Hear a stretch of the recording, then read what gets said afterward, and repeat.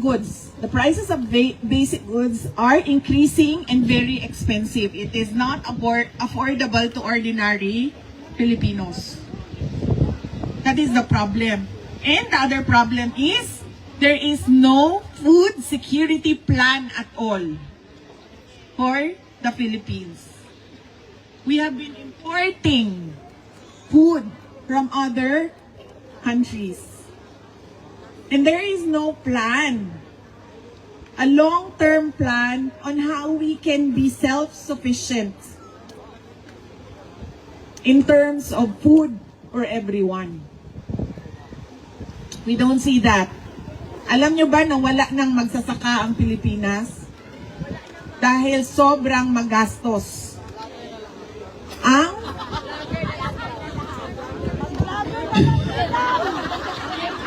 Grabe ka, ma'am. Mga vlogger na lang daw ang nasa Pilipinas. Ano daw magsasaka?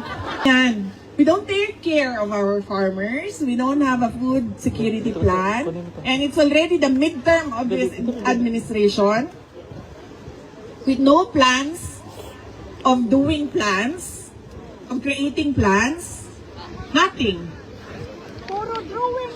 So, pag-gira na, man tayo labot no, sa gira sa China o sa Amerika, pero nag-apil-apil man ta. Bida-bida. Apil-apil man ta, pag-gira na, ang pinakaunang mawalaan na, pagkaon man. Diba? Unsaon na lang, nga.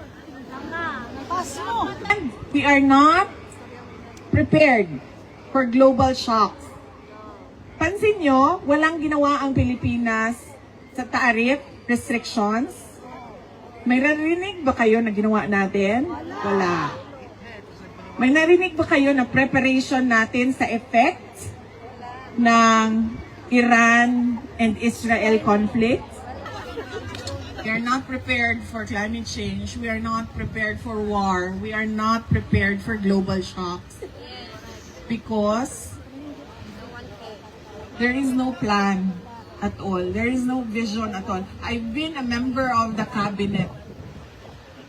And there was no direction at all.